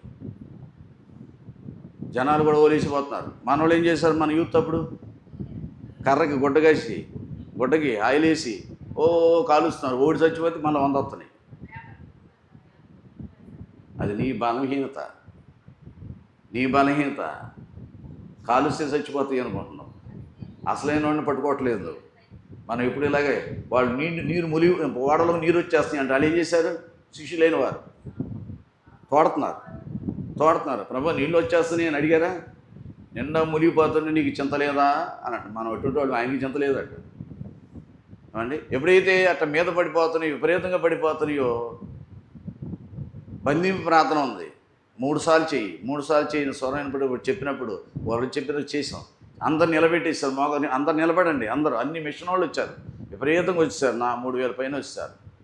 అందరూ నేను చెప్పిన ప్రార్థన చేయండి అని చెప్పేసి చేసేటప్పటికి ఒక్క మిడత లేదు. ఏమాయేనో అపవాది యత్నాలు, ఏమాయేను వరుస ప్రయత్నాలు. సార్ ఆ పనులు ఏంటండి అంటాడు వంట ఆయన. ఆపే పని ఇప్పుడు ఏమైంది అన్నాడు. చూస్తారా, ప్రార్థన. దేవుడు కొన్ని ప్రార్థన రాశాడు, నేర్చుకోవాలి. దాంతో యుద్ధం చేయలేము మనం. నువ్వు యుద్ధం చేయలేవు. ఇదిగో వీళ్ళు యుద్ధానికి బయలుదేరి వెళ్ళారు, ఏ ఆయుధం లేకుండా. హాయి పట్టణానికి మాత్రం ఆయుధాలతో వెళ్ళారు, కానీ ఏం చేయించలేదు.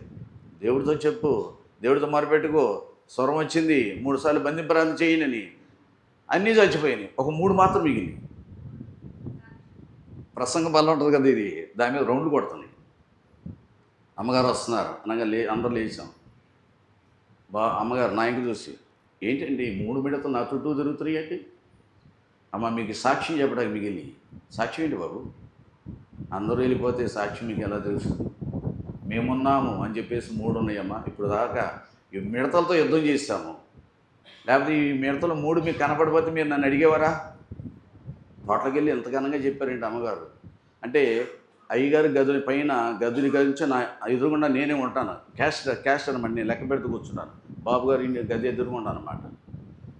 చూస్తుంటారు అన్నమాట, ఎలా చేస్తున్నారు ఏంటి అని చూస్తుంటారు అన్నమాట. అమ్మగారు వచ్చి, బాబు బంధింపురాధన చేశారంటగా, చాలా హైలైట్, చాలా గొప్ప విషయం, దేవుని యొక్క శక్తి కనపరిచారయ్యా. అమ్మ ఏదో అప్పుడు స్వరం వచ్చిందమ్మ, అలా చేస్తాం, చాలా గొప్ప విషయం. చల్లపల్లి మీటింగ్ ఆపేసి వెళ్ళిపోయారు. చల్లపల్లి కాదు, చీర. బాబు కూడా వెళ్ళిపోయారు, అమ్మగారు అందరు. దేవుడు ఏం చేశాడు, మనకి జయించి ప్రార్థన నేర్చుకోవాలి. ప్రార్థన అన్నాడు, నాకు నేర్పుతున్నాను మీకు మీరు నేర్చుకుంటే జయం. గొంగూరలు అనుకుంటే గొంగూరే. ప్రార్థన నేర్చుకోండి, దేవుడితో సాయం చేస్తాడు, మనం నడుచుకోవచ్చు. మనం వ్యతిరేకంగా చేస్తే మాత్రం ఆయన మనకి నష్టము చేస్తాడు. చిన్నప్పుడు నీ మాట. కాబట్టి మనం మనతో ఉండాలంటే, ఆయన చెప్పిన మాట మనం వినాల్సింది తప్పదు. కాబట్టి ఏ ఉద్దేశంతో అడుగుతున్నాం? అడిగేది కూడా మంచి ఉద్దేశం ఉండాలి, చెడు ఉద్దేశంతో ఉండకూడదు. నలుగురు ఉపయోగపడేదిగా ఉండాలి, నలుగురు న్యాయం చేసేదిగా ఉండాలి. నేను డబ్బు వస్తుందా, నా డబ్బు పాపుడా వస్తుందా పోతూ ఉంటుంది. నిలిపేది డబ్బు త్యాగం చేస్తావో అంత నీ కుటుంబాన్ని దేవుని దృష్టిలో ఘనంగా ఉంటాడు అనమాట. కాబట్టి చూడండి, మీరు అడుగుతున్నారు కానీ పొందలేకపోతున్నారు. రాత్రి పగలు అడుగుతున్నారంట. ఎంత తిన్నా అన్నము ఆకలి తీరట్లేదు, ఎంత తాగి దాహము ఒప్పుడు సరైన కారణం మీరు పాపం చేస్తారు. ఒకసారి మళ్ళీ ఆలోచించుకోండి, దేవుడు ఒకసారి ఆలోచించుకోవాలంట. మనం వచ్చిందని ఆలోచించామంట. దేవుడు హగ్గైలో రాస్తున్నాడు అనమాట, చదవక్కర్లేదు, టైం లేదు. కాబట్టి మనం ప్రతిదానికి ఒక నష్టం వస్తుంటే ఏముంది కాదు, అది మనం తెలుసుకోవాలి. దేవుడిని ఎందుకు అడిగావు, ఏం కావాలని అడిగావు? ఒక మాంత్రికుడు ఉన్నాడు, అపోస్తలులైన వారు చేస్తుంటే దెయ్యాలు పోతున్నాయి, అద్భుతాలు జరుగుతున్నాయి, ఆశ్చర్యాలు జరుగుతున్నాయి. ఒక మాంత్రుడు ఏం చేసి డబ్బు మూట తీసుకొచ్చి ముందు పెట్టాడు. సార్, ఆ వరం నాకు కూడా ఇవ్వండి, నీకు ఇస్తే నువ్వేం చేస్తావరా? అందరిని ఎత్తి మీద చేయబెట్టి నువ్వు ఒక మూట తీసుకెళ్తావు. మూట ఇచ్చాడు, 2 మూటలు వేసుకెళ్తాడు అన్నమాట. డబ్బు కోసం వచ్చినప్పుడు డబ్బు చేస్తాడు. ఇప్పుడు మన దగ్గరికి రాజకీయ ఎంత ఇస్తాడు? 5,000 ఇస్తావు. ఒకటి ఇస్తావు. 5 సంవత్సరాలకి 5,000 ఇస్తున్నాడు. మురిసిపోయి ఓటేసాడు. నీ దగ్గర నుంచి 50,000 లక్షలు దొబ్బేస్తున్నాడు. ఈ ఏడుపు మనకున్న డబ్బు 5,000 కోసం కక్కుర్తి, పాడు కక్కుర్తి. 5,000 కోసం 5 సంవత్సరాలకి 5,000 ఇచ్చేస్తున్నాడు. నీ దగ్గర అన్నీ దోషేస్తున్నాడు ఇండైరెక్ట్గా. అర్థమైందా? లాజిక్ అది తెలుసుకోవట్లే. 5,000 అమ్మో. మరి జగన్ వచ్చినప్పుడు పాస్టర్లందరికీ ఎంత ఇస్తాడంట? 5,000. మేము ఎంతమంది ఉన్నాం? 3 5లు. మాకు వద్దన్నాం, మాకు వద్దు. కాదు అట్లా అంటే అయ్యా నాకు లేని బాధ నీకు ఎందుకయ్యా బాబు, నాకు వద్దు, నాకు వద్దు. మన ఎమ్మెల్యేలు క్యాండిడేట్ వచ్చి మాకు తెలుగుదేశం తరపున వాళ్ళు వచ్చేసి 5,000 ఇస్తాం 5,000 ఇస్తాం వచ్చారు. ఇదిగో నమస్కారం, మేము ఎవరికి ఓటు ఇయ్యాలో వాళ్ళకే వేస్తాం, మాకేం వద్దు అలా అనకండి. ఆవిడ ఎత్తుకుపోయింది, మధ్యలో ఆవిడ ఎత్తుకుపోయింది డబ్బులు. నా తర్వాత తెలిసింది. మీరు తీసుకోలేదా? మనం తెలిసిన అతను ఆ ఎమ్మెల్యే గారు తీసుకోలేదా? తీసుకుని మాకెందుకు బాబా, ఎవరు ఇచ్చినా తీసుకో, వాళ్ళు ఇచ్చినా తీసుకుని మేము తీసుకో, మాకెందుకు ఆ డబ్బు? కష్టపడిన సొమ్ము ఉండాలని దేవుడు చెప్తున్నాడు. ఒక ఆయన నాకు స్థలం ఇప్పిస్తా అన్నాడు. నాకు వద్దులేండి అన్నాను, నాకు ఉన్నది చాలు. కాబట్టి ఇలా నిర్మలమ్మ గారు కూడా ఏదో ప్రయత్నం చేయకపోతే నీకెందుకు అది అని అన్నారు. ఆగిపోయింది.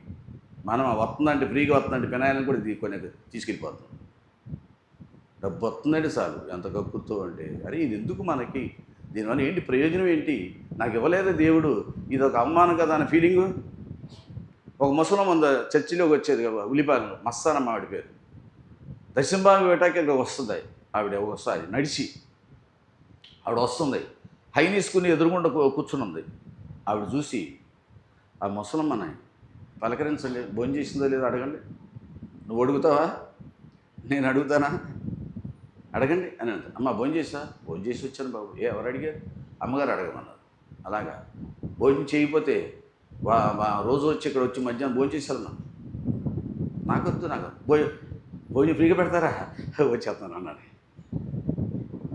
అరే దేవుడు నాకు ఇచ్చాడు, ఈ భోజనం ఎందుకు ఇంకోటికి ఉపయోగపడద్దని ఆలోచన.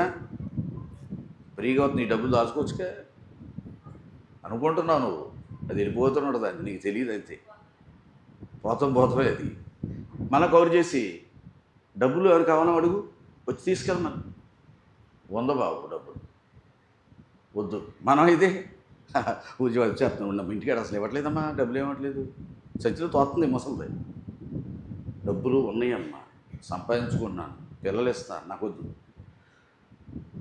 వస్తుంది వచ్చేటప్పటికి ఎవరో 10 రూపాయలు అడిగాడు, అడుక్కున్నాడు పాపం. నాకే రిక్షాకి లేదు. ఇప్పుడేముంది ఆవిడతో? డబ్బులు ఉన్నాయి అంది. పాతం పెడితే తెచ్చి రాడు, డబ్బులు రిక్షాకి పెట్టి కూర్చుంది. ఆవిడ అడుక్కుని వచ్చాడు. సరే తీసుకోలే, నడిచి వెళ్ళిపోతారు. చాలా మంచి ఆవిడ, ముస్లిం అయినా. వచ్చేస్తుంది, నడుచుకుంటూ వస్తుంటే ఆటో ఆపి ఎక్కడికి వెళ్ళాలి? డబ్బులు లేవు, అడిగిన డబ్బులు నా దగ్గర లేవు. అక్కర్లేదు, ఎక్కువ. చూసారా, దానం చేసిన దేవుడు ఇంకోటి ప్రేరేపించాడు. ఆ లాజిక్ మనకు తెలియదు, ఆ లిటికేషన్ మనకు తెలియదు. పోతుందని ఏడిపోయి కానీ ఇంకోవైపు దేవుడు ఇస్తాడని ఆలోచన మనకి. వెంటనే ఆపి అక్కర్లేదమ్మా ఎక్కువ, నువ్వు ఎటువైపు వెళ్తావు? నేను హాస్పిటల్కి వెళ్తాను. కాదు, పాత్రను బట్టి చర్చికెళ్ళి. ఓకే, వాళ్ళని అక్కడ దింపేసి నేను అక్కడ దింపుతాను, నా దగ్గర ఉన్నాయి, ఇస్తాను. కానీ అంత నువ్వు అడిగింది లేవు, ఇచ్చేసింది ఆవిడికి. ఫ్రీగా ఇస్తున్నానుగా మనం చెప్తాం, అడగలేదమ్మా డబ్బులు, నువ్వు చెప్తావు. అది నీతి కాదు. చూడండి, యాకోబు రాసిన పత్రిక 4వ అధ్యాయం 2 నుంచి 4 వరకు. మీరు ఆశిస్తున్నారు, దేవా నాకు ఇవ్వు అని ఆశిస్తున్నారు, కానీ దొరకదు. మీరు ఆశించేది మంచిది కాదు, మంచి మార్గం కాదు. దేవుడు ఇక 3 5 15 ఇస్తా, తీసుకోండి. ఓరు బాబు నాకు వద్దురా నాయన, సంవత్సరానికి బోర్డు వస్తుంది, వస్తుంది. తర్వాత వెనకాల ఏదో వస్తుంది, గడ్డ వస్తుందో అయిపోతుంది. వద్దురా నాయన, గడ్డలు ఎందుకు తెచ్చుకోవటం? ఆశింది మీకు దొరకటలేదు. దేవుణ్ణి అడుగుతూ ఏం చేస్తున్నారంట? మాటలతో చంపేస్తాం. ఇప్పుడైతే కత్తులు అక్కర్లేదు, అప్పుడైతే కత్తులు కావాలి. మాటలతో చంపేస్తాం. ఈ దారింటి వెళ్ళాడు ఇంకో తిట్టామనుకో ఆడు మందు తాగి చచ్చిపోతాడు. నరహత్య చేయుదురు, మత్సరాలు తెచ్చుకుంటుంటారు. చూసారా? ఇవన్నీ ఉంటే, చెడు ఉంటే మీలో సంపాదించలేరు. తర్వాత పోట్లాడుకుంటారట. ఇది ముందే ఉంటుంది కదా మనకి. సైతాన్ గాడు భార్యాభర్తలు డిష్యూ అత్త కూడా చెప్పక్కర్లేదు. నీ మాట అనేది అంటే గోంగూర నిన్న మొన్న వచ్చేవంటది ముసిందానా కాళ్ళు చేతులు పని చేయి నేను నా మీద ఏంటిదేంటి ఇది. అక్కడ వాక్యం లేదు వాళ్ళిద్దరిలో. దేవుడు అంటే భయం లేదు. నీ తల్లిని తండ్రిని సన్మానించేవాడు అత్తైనా కోడలైనా ఎవరైనా సరే చేయాలి మనం. మీరు ఆశిస్తున్నారు కానీ మీరు అడగనందున మీరు అడిగినా నా భోగాలు, నా భోగం చూడు, నా రంగు చూడు అని చెప్పిన భోగాల గురించే. దురుద్దేశంతో అడిగితే రాదు, మంచి ఉద్దేశంతో అడగాలి. నేను మంచి కార్యం చేయాలనుకుంటున్నాను, ప్రజలకి హెల్ప్ చేయాలనుకుంటున్నాను. అందుకని వెనపూస మందు తయారు చేసినప్పుడు మా కోళ్ళందరూ ఎవరైనా డబ్బులు అడగవద్దు, వెనపూస మాత్రం డబ్బులు తీసుకో, మిగతా ఖర్చు అది 50 రూపాయలు మనమే పెట్టేసుకోండి, దీవెన ఆశీర్వాదం అని చెప్పారు. అంతే. దేవుడు మనకి ఇచ్చిన దాన్ని ఏం చేయాలి? సద్వినియోగం చేయాలి, మేలు చేయాలి. ఎప్పుడు బయట వాళ్ళు చేసినట్టు మనం కూడా చేస్తే మనకు తేడా ఉండదు. కాబట్టి దీన్ని బట్టి మనం గమనించవలసింది, మారు మనసు లేకుండా ప్రార్థించిన ప్రార్థనకు జవాబు రాదు. నీ మారిన మనసు దేవునికి ఇస్తే ఫలితం ఉంటుంది అన్నమాట. మారని మనసు ఇస్తే ఫలితం ఉంటుంది. పాతప్పుడు చేసావు, ఇప్పుడు చేస్తే ఇంకేంట్రా నీకు చచ్చుకొచ్చేది ప్రయోజనం ఏంట్రా బాబు. నువ్వు రేపు రాకళ్ళు ఎత్తపడాలని కదా ఇక్కడికి వచ్చేది. పాపం చేసి కూర్చుంటే నిర్మమ్మ గారు ₹1 ఇవ్వాలన్నా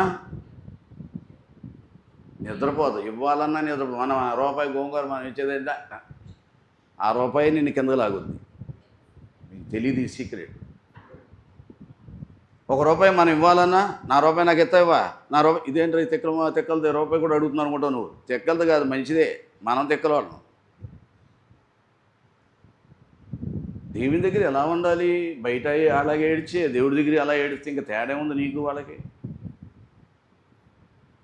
కాబట్టి ఇక్కడ మరి నేను పాపిని ప్రభా అని నోటితో హృదయంతో విరిగి నలిగిన హృదయంతో ఏ పురుషుడు ఏ స్త్రీ ఆయన దగ్గర మొరపెట్టుకుంటారో ఆ దేవుడు స్వరాన్ని పడుతూ ఉంటుంది. నీవు అడిగిన కోరిక నెరవేర్చబడద్దండ. నిజంగా ఆ ఆలోచన నీలో ఉంటే, ఏ భోగం లేకపోతే, ఇతరులకి కీడ్చే ఆలోచన లేకపోతే నువ్వు అడిగింది సక్సెస్ అయిపోతుంది. ఒక ఆవిడ వచ్చింది ఉలిపాలను ప్రార్థన, ఇంకా మొదలు పెడుతున్నా స్టార్ట్ అవుతున్నాను, క్రమం అయిపోయింది. వచ్చేసి చెయ్యి లాగేస్తుంది, బాబు లాగేస్తుందండి, నిన్నటిని లాగేస్తుందని అంటుంది.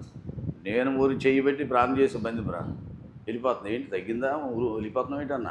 వెంటనే తగ్గిపోయింది అండి. అమ్మ దేవా, ఏం చేయాలి మనం అప్పుడు? ఇంత సడన్గా తగ్గించేవారు ఆయన. మరి మనకెందుకు తగ్గట్లేదు? ఏదో లోపం ఉంది, ఏదో ఉంది, మనం పరీక్ష చేసుకోవాలి. అది నేను చెప్పలేను, మీరు తెలుసుకోవాలి.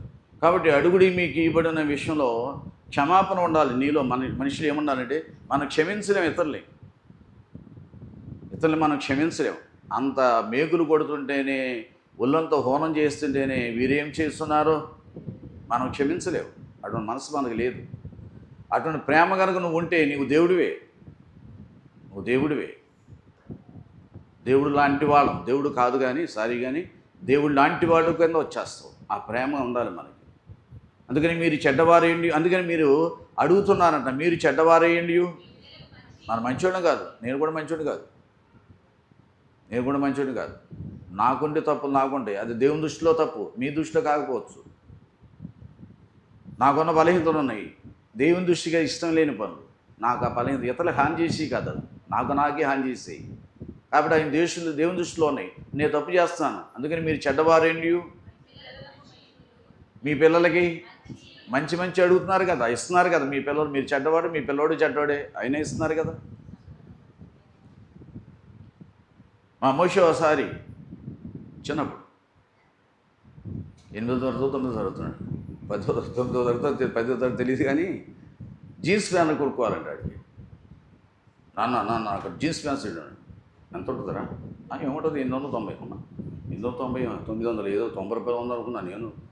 అడిగి చెప్తాలేరా అన్న. ఏంటి ఎవరిని అడుగుతావు? డబ్బులు కావాలి కదరా, ఎవరిని ఇస్తారో తీసుకొస్తాలే అన్న. సరే ఎప్పుడు వస్తాయి అంటావు? రేపు గురువారం వస్తలే, శుక్రవారం కొనుక్కుందలే అన్న. అడిగాడు లెక్క 1 2 3 4 5 6 వచ్చేసింది. అది త్వరగానే వచ్చేస్తుంది కదా. వీడు రెడీ కూర్చున్నాడు. డబ్బులు ఇవ్వాల్సిన ఎవరు లేదురా బాబు, వచ్చే వారం చూద్దాం. సర్లే. ఆడు కూడా కన్సెషన్ ఇచ్చాడు నాకు.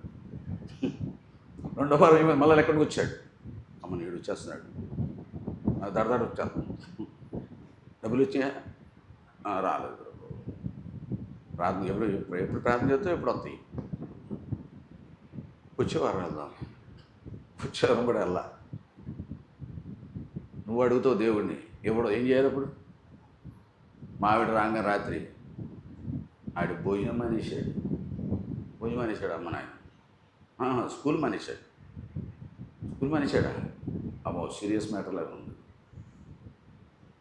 వెంటనే వచ్చినాయా? రాలేదురా, వచ్చే శుక్రవారం చూసేద్దాం. వచ్చే శుక్రవారం కూడా వెళ్ళా. భోజనం కట్టు అని ఒకటి కట్ అయిపోతుంది. దేవుడి దగ్గరికి అడగాల్సిన విధానం అదే. ఎప్పుడైతే కట్టే అమ్మ భోజనం కూడా మానేసి వీడు మళ్ళీ లేనిపోతే తెప్పాలని చెప్పి అడిగాను. వచ్చినాయి డబ్బులు వచ్చినాయి పద ఆడి మొహం వ్యక్తి ఇచ్చేస్తున్నాం అన్నమాట. ఆ పదాట. కాబట్టి మనం అడగటం నేర్చుకోవాలి. అడుగుడి మీకు ఇవ్వడు. మా ప్రేమిలమ్మ గారు వస్తారు, అమ్మ అడుగుతున్నావా? నాకు చేత కాదమ్మా. తింటున్నావా? అది ఎవరైనా నేర్పారా నీకు? నువ్వే తింటున్నావుగా. కొన్ని ఏడు పని వచ్చా? అది రాదమ్మా. 2 పార్టీ వస్తాయి. ఒక ఎగ్జాంపుల్ చెప్పింది. ఉయ్యోలో పిల్లోడు ఏడ్చాడు. తల్లి ఏం చేస్తుంది? వంట చేసేది కూడా. వండొచ్చుగా కాసేపు. గవ్వ పరిగెత్తుకొద్ది. ఏంట్రా నాన్న ఎందుకు ఏడుస్తున్నావురా, ఏం కావాలా నీకు అని వాడు అడగలేదు, ఏం చెప్పలేదు. వాడికి ఏమొచ్చు మాటలు. పొట్ట చూసింది, లోపలికి వెళ్ళిపోయింది. బట్ట చూసింది, తడిచిపోయిందని ఏడుస్తున్నావా అంటే వాళ్ళ అమ్మకి ఎలా తెలిసింది? ఏడిస్తే, నువ్వు కూడా ఏడిస్తే తెలుస్తుంది. తీసేసింది, జోలపాటు పడింది, పడుకున్నాడు, మళ్ళీ వెళ్ళిపోయింది. మళ్ళీ కాసేపు అయిందా మళ్ళీ ఏడుతున్నాడు. మళ్ళీ వచ్చింది. ఏంటి నాన్న? పట్టు చూసింది. ఒంటిని పోసేది కదా, వెళ్ళిపోయింది. పట్టందా డల్ అయిపోయిందా? అరే రే పాపం పాలు తాగాలి కావాలి. పాలు ఇచ్చింది. అమ్మ పాలు ఇవ్వని నాడు అడిగాడా? నువ్వు నిజంగా ఏడిస్తే, అన్న ఏడ్చినట్టుగా ఏడిస్తే ప్రవక్త అంటున్నాడు నీకు తిరిగి కాలం సంతానం దొరుకుద్ది అన్నాడు అన్నమాట. మనం అలా ఏడవట్లేదు ఏంటమ్మా అంటే నీళ్ళలో ట్యాంకులో కంటిలో నీళ్ళ ట్యాంక్ ఖాళీ అయిపోయిందని అంటుంది ఒక ఆవిడ. ఖాళీ అయిపోయింది, నేను పోతాను బకెట్లు తీసుకొచ్చి. చూసారా? ఆ విరిగి నలిగిన మన హృదయం మనకు లేదు, పోయాం నాడు. కాబట్టి ఇక్కడ మీరు చెడ్డవారేండి, మీ తండ్రి చేపను అడిగితే నాన్న చేప కావాలి నాన్న అంట. బలి కూడా ఇప్పుడు వెళ్ళి తీసుకొస్తానంటాడు కదా. డాడీ అండ పాము తీసుకొస్తానంటాడు. చేద్దామా నాన్న. రొట్టె నాన్న అంటే రాయి తీసుకొస్తాడా? మీరు చెడ్డవారేండి, మీ పిల్లలకి మంచి ఇస్తున్నారు కదా. నేను అడిగితే మీరు అడగడం చేత కావట్లేదు.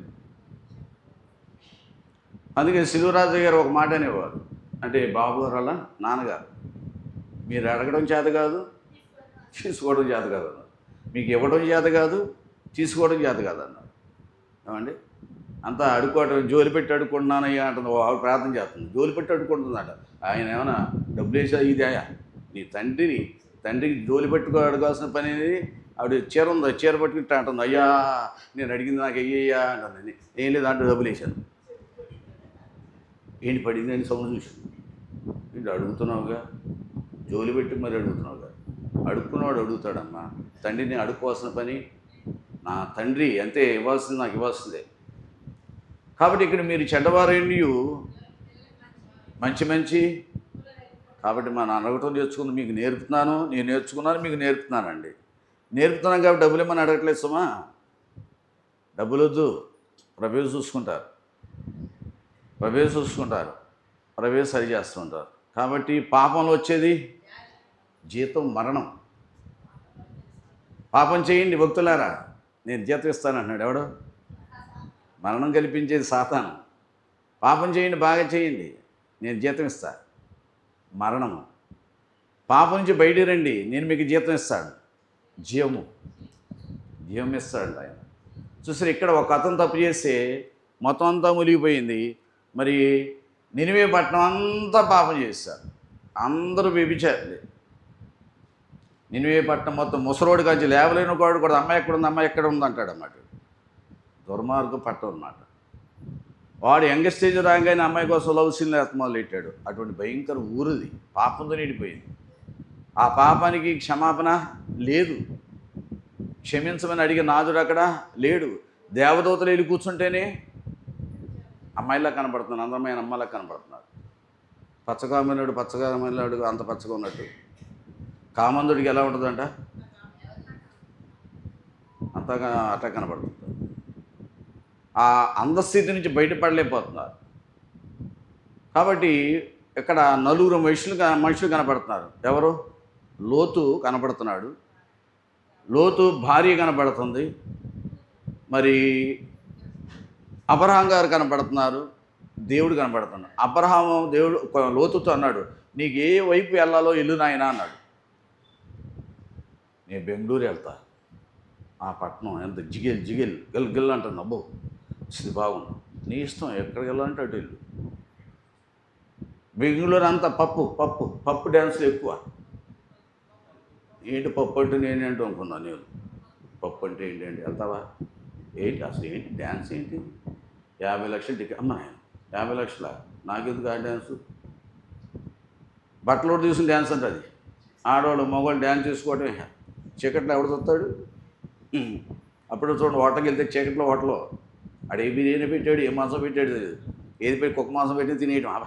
ఎంత బాగుందో, చీకట్లోనే ఉంది మధ్య అంతా కూడా. చీకటి ప్రపంచం అయిపోయింది. దీనికి ఆనందంగా స్టైల్గా హోటల్కి వెళ్తుంటాడు. మనం కూడా స్టైల్ వెళ్ళాలన్నమాట. ఆ బెంగళూరు నాకు నచ్చింది అన్నాడు. ఓకే, అట్టకెళ్ళి. లోతు వెళ్ళిన తర్వాత భయంకరమైన పాప పట్టణం నుంచి బాధపడుతున్నాడు. దాంట్లో ఉన్నాడు కానీ బాధపడుతున్నాడు. ఆ బాధపడి ఆ లోతు గ్రామం నుంచి బయటకు వచ్చాడా? బాధపడుతూ అయ్యో వీళ్ళు ఈ పాపం చేస్తున్నారే అని వాళ్ళ మధ్య నుంచి రాలేకపోయాడు. అంటే అతను ఆ ఊళ్ళో ఉండి బాధపడుతున్నాడు. నువ్వు కూడా పాపం చేసేవారి మధ్య నుండి బాధపడితే కుదరదు, బయటకు వచ్చాడు. దినదినము తన మనస్సుని బాధపరుచుకుంటున్నాడు. అయ్యో ఈ మనుషులు ఇలా ఉన్నారు అంటున్నాడే కానీ బయటకు రాబోతాడు. భార్య అయితే ఆ ఊర్లో వాళ్ళతో లీనమైపోయింది. ఏం పట్టణం, ఇది పట్టణం అంటే ఎలా ఉండాలి, వాళ్ళతో లీనమైపోయింది. అక్కడ అబ్రహాం బాధపడుతున్నాడు. అయ్యో పట్టణం మునిగిపోతుందంట, అగ్నితో కాలిపోద్దంట. దేవుడి దగ్గర ఏడుస్తున్నాడు. దాంట్లో నా కుమారుడు ఉన్నాడు, మా అన్నయ్య కొడుకు ఉన్నాడు, అక్కడ తమ్ముడు కొడుకు, వాళ్ళు కాపాడండి అని ఏడుస్తున్నాడు దేవుడి దగ్గర. దూతలు వెళ్ళారు, లోతు భార్యని కూతుర్ని రమ్మన్నాడు. లోతు ఓకే అన్నాడు. అల్లుళ్ళు రామన్నారు, పక్కపక్క నవ్వారు. దేవుడితో సావాసం లేని నమ్మకేం చేస్తాడు? దేవుడితో సావాసం ఉంది కాబట్టి లోతు ఏం చేశాడు? దేవుడు చెప్పాడు, బాబాయ్ వెళ్ళిపోయాడు. భార్య వెనక్కి తిరిగి చూసింది. ఎంత భోగాన్ని అనిపించానో, ఆ ఊరంతా పడిపోతుందా అని వెనక్కి తిరిగింది. అంతే, అలాగే అయిపోయింది. నువ్వు వెనక్కి తిరగకూడదు. నాగలి మీద చేయి పెట్టినవాడు వెనక్కి తిరగకూడదు సుమా. అంతే. ఆ లోతు గారు తిరగలేదు వెనక్కి, నేను కూడా అయిపోతానని ముందు చూసుకుంటూ వెళ్ళిపోయాడు. అంతే. అక్కడ భార్య లేదు, భర్త లేదు. కరోనా వైరస్ వచ్చింది. నా భార్య నా భర్త ఉండడానికి ఛాన్స్ ఉందా?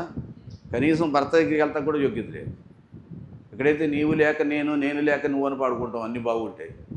ఏమండి, ఏం ప్రేమలో చూసావు, అన్నీ ఉన్నప్పుడు అంత బాగుంటాం. నువ్వు లేక నేను లేక నువ్వు లేని పాడుకుంటూ. ఇటువంటి తెగుళ్ళు వచ్చిందనుకో, నువ్వు వేరు నేను వేరే. నీ ప్రేమ ఎక్కడ తెలిసిపోయింది అనమాట. అక్కడ చూసారా, నీవు లేక నేను లేని పాటలు అప్పుడు పాడుకోలే. మధ్య అంటే అప్పుడు తెలిసి వస్తుంది ప్రేమ అనేది, ఒరిజినల్ ప్రేమ ఎప్పుడో తెలిసి వస్తుంది. నాన్న నువ్వు ఎంతో ప్రేమ, అమ్మ నువ్వు ఎంతో ప్రేమ అంటే ఇప్పుడు చిట్పట్లు వచ్చినావు, అప్పుడు ప్రేమ లేదు, గిమ్మ లేదు.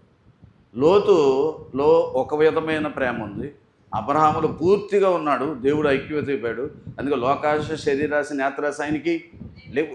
ఈయన కొంచెం ఉంది కానీ దాని నుంచి బయటపడుతూ వస్తున్నాడు కానీ బయటకు రాలేకపోతుంది. భార్య అయితే లోకాశ శరీర నేత్రాశ ఉండిపోయి అందుకు వెనక లాగేసింది మనస్సంతా కూడా అన్నమాట. ఇక 4 ఆయన చెప్పక్కర్లేదు, యెహోవా దేవుడు. ఆయన పాపం ఎక్కడుందో అక్కడికి వచ్చుకోవడం. మరి కీడు చేస్తాడు. కీడు అంటే చెప్పాడు వెనకపోతే ఏం చేస్తాడు? ఓకే, గమనించండి, లోకంలో ఎన్నడూ రాజీ పడద్దు. మన చుట్టాలేం కాదు సాక్షి చెప్పకండి, మనోళ్ళే కానీ సాక్షి చెప్పండి. నీకు కూడా అదే తీర్పు వస్తుంది రేపొద్దున. నువ్వు ఏ పని చేస్తే అదే తీర్పు. నువ్వు ఆ అబద్ధ సాక్షి చెప్తే నీకు కూడా రేపొద్దున అబద్ధ సాక్ష్యమే చెప్తారు. నువ్వు ఏ కొలత కొలితే దేవుడి దగ్గర తమాషా కాదు. నేను చెప్పాను, మొన్నప్పుడే చెప్పాను. మస్తాన మాకు ఆవిడ ఉంది, చర్చిలోకి వచ్చేది. ప్రభు వచ్చి అంటున్నారంట, త్రాసులో తేడా ఉంది, నీ ఇంట్లో తేడా వచ్చేస్తుంది అన్నారు. ఎక్కడ తేడా ఉందంట? ఆవిడ కూరగాయల వ్యాపారం చేస్తుంది, వాళ్ళు రాలేదు. వస్తుందో ఒకసారి వస్తూ ఉంటుంది, సంస్కారం అప్పుడు వస్తూ ఉంటుంది. ముస్లిం ఆవిడ. త్రాసులో తేడా ఏంటి అని అడిగా. నేను కూరగాయలు చింతపండు ఏం నమ్ముతానండి. కింద చింతపండు పెడద్దంట త్రాసు కింద. చింతపండు చూడంగానే ఒక 50 గ్రాములు కలిసి వచ్చినట్టే కదా. ఇంట్లో తేడా వస్తుంది. పాపం చేసుకుంటే ఇంట్లో తేడానే మనకి ఇచ్చినట్టు దాన్ని న్యాయం చేద్దాం. మనకు ఉన్న దాంట్లో మంచి సహాయం చేద్దాం. మీకు ఇబ్బందిగా ఉంటే మౌనంగా ఉందాం. మేలు చేయాలని తలంచి ఎప్పుడు విధానాలు మార్చుకోకండి. మన పద్ధతులు మార్చుకోకూడదు. బిడ్డల్ని పెంచడం జాగ్రత్తగా పెంచాలి, లేకపోతే వాళ్ళే నీకు తలగొరివి పెట్టడం కూడా రాదు. బిడ్డలు జాగ్రత్తగా పెంచుకోవాలి. పుట్టాడు సంబరం కాదు. పిల్లల్ని జాగ్రత్తగా పెంచుకోకపోతే మనకే నష్టం రేపొద్దున. నా కొడుకు అని అంటాడు వీడు. తీరా చూస్తే రాయి పెట్టేస్తాడు. పిల్లం రాగానే వీడిని తగులుకుంటాడో వదిలేస్తాడు అన్నాడు. ఏమండి, అలా ఉంటుంది. కాబట్టి జాగ్రత్త. పాపము నిన్ను చంపును, మరణకరమైన పాపము, మరణము లేని పాపము. ఇందాడ రోమీయులకు రాసిన పత్రికలో మరణకరమైన పాపం అని చెప్పి అక్కడ రాశాడు. ఇవి చేస్తే మరణం వస్తుంది. అవి తెలుసుకుని జాగ్రత్తగా నడుచుకుంటే ఏ మరణం రాని వచ్చినా ఆపుదలు చేస్తాడు, కాపాడుతాడు, రక్షిస్తాడు. అటు గొప్ప ధన్యత దేవుడు మనందరికీ అనుగ్రహించును గాక. మహాపరిశుద్ధైన మా పరలోక తండ్రి, ఇదిగో నా తండ్రి నాయన, వారు ఎందుకు జయించలేకపోయారు అనే విషయం మేము ఎందుకు జయించలేకపోతున్నాం? ఏదైనా పాపం ఉండాలి, లేకపోతే ప్రార్థనలో లోటో, లేకపోతే అవిశ్వాసం వచ్చేసిందో, ఏదైనా మాలోనో మా కుటుంబంలో ఉంటుంది, కానీ నీలో ఎప్పుడూ ఉండదు. నువ్వు న్యాయస్థుడు. అగ్నికి ఎటువంటి నేరం ఉండదు.